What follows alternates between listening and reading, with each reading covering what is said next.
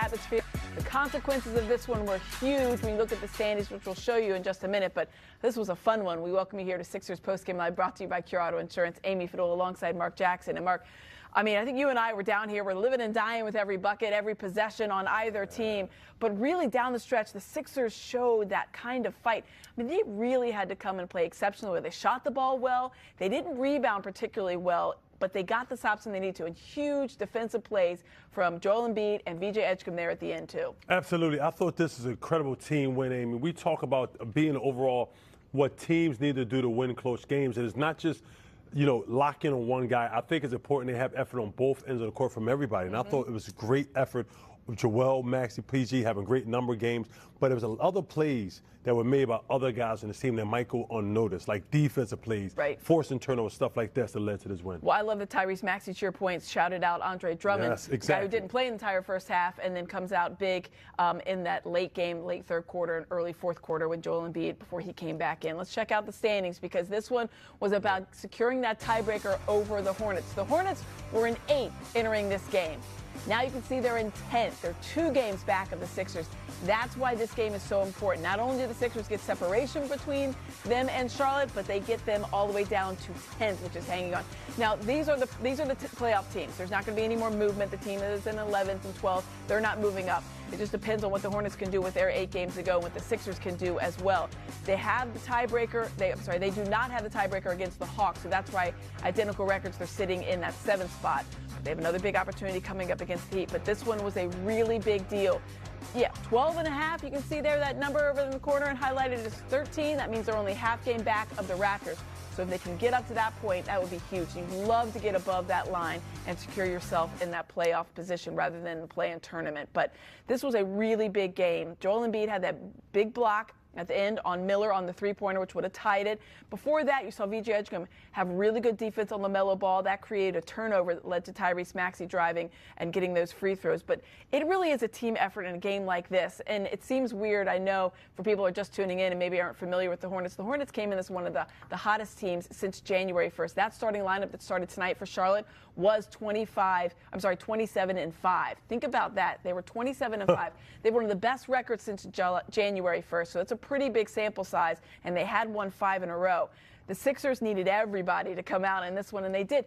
Paul George, Joel Embiid, Tyrese Maxey back after missing 10 games, those guys combining for 81 points. Absolutely. Them 3 guys came through tremendously. Paul George come back with a double-double, if I'm not mistaken.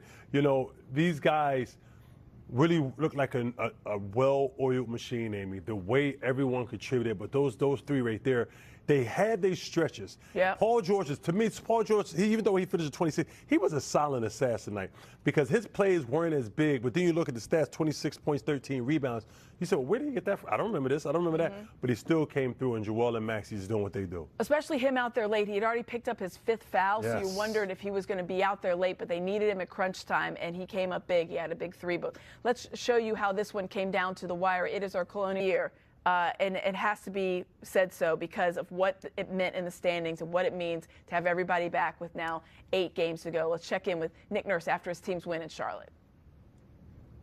Just in that fourth quarter when you guys really came on, just what specifically ignited that? I mean, we could talk about a lot of individual performances, but just what do you think collectively sort of allowed you guys to really make your charge in the final period? Well, we hung in there till the 4th. I thought we took a couple massive scoring runs from them and didn't, let that kind of answered back there pretty quickly and hung in there. But I think 0 offensive rebounds in the 4th, right? It's huge. I thought Drum came in and gave us a big lift there. I thought Paul George was getting some big rebounds late. Tyrese got a few, and then we were just that helped us because we were getting stops. They shot a pretty low percentage most of the night, so there was going to be a lot of rebounds to get, and we just couldn't get them there in the first 3 quarters. But cleaned it up, and then that obviously kept the score low for them. With Tyrese's first game back, obviously when he had the pinky thing last year, that it clearly affected his shooting. To see that, at least today, it did not. How encouraging is that moving forward? That it seems like he can sort of get right back into it. Yeah, I think that maybe some of that last year helped him get used to it a little bit or whatever. But he obviously was not affected at all by it. Eased him in with 43 minutes tonight on his return. He was fantastic. Yeah, you just mentioned Paul. Just how big was he down the stretch? It seemed like it looked like when Charlotte was getting ready to pull away, Paul kind of eased things a little bit on the offensive end. He hit a couple big ones that when we were down double digits, I thought that I think really sparked us. He made both plays there on the free throw rebound and the corner three on the execution of the OB. I mean, he hit several big shots for us. Yeah. You mentioned the offensive rebounding and their three-point shooting as well. It's like, coming into the game, that's what they're going to try to do. Just what makes them so good at both of those two things? And I guess how were you, besides maybe just, you mentioned Paul and Andre, like able to sort of curtail it finally and sort of figure both of those parts out? I mean, it's difficult because it's, as you guys saw, it's coming so fast. Like the triggers are unbelievably quick. Right, it's up the floor, it's pulling off the dribble, it's throw ahead, catch and shoot from the corner. If you get them in an action, those guys sprint to the other side, they whip it to the other side, they catch and shoot immediately. Like there's just zero hesitation on any of it. So any getting clipped a little bit on a screen or I don't know, they had a few where they caught it, looked us in the eye, and we think, well, they're 10 feet behind the line, they're not going to shoot it, and they shoot it and make it. So that's one thing. It's just you got to get used to the speed and the quickness of the triggers of several guys. That's part of it. The distance is another thing, and then the rebounding's just a bunch of guys that like, again, they are so. I think they're so ready for everybody to shoot so quickly that the guys are revving up to go to the glass. As soon as the ball's even getting swung to the other side, it seems like everybody's crashing from the other weak side of the floor.